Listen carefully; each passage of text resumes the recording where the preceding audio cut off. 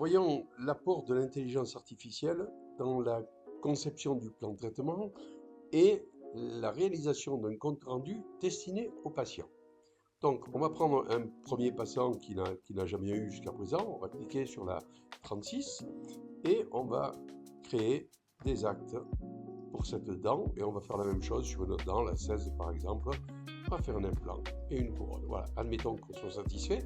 Les éléments que je viens de saisir se sont mis sur la gauche dans traitement à faire. D'accord? Donc on n'en est pas au devis là, on est à la première consultation et du constat qu'on a fait. De là, on va directement dans plan de traitement, les petits pas, et on retrouve nos notations sur la gauche.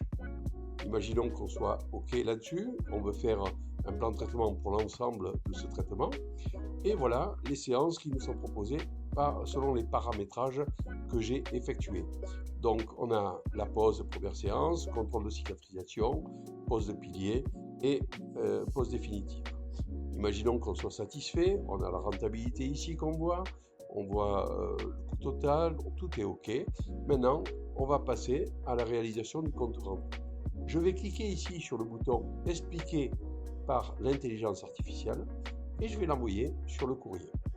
Là, le plan de traitement est envoyé sur le patient et regardez, hop, en une seconde, il nous a conçu un plan de traitement, donc c'est l'intelligence artificielle qui a conçu le plan de traitement selon les directives qu'on lui a données. Donc ici, on est dans la méthode efficience et donc on insiste plus à faire ressortir le problème que de donner la solution.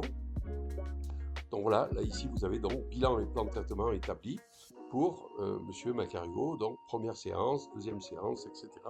avec une présentation. On peut effectivement demander à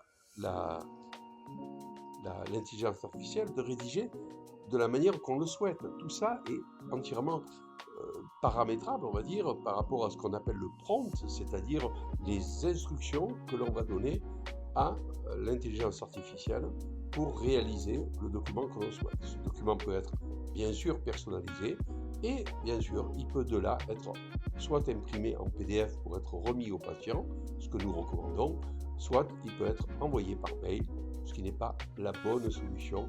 Il vaut mieux toujours remettre un plan de traitement de manière présentielle.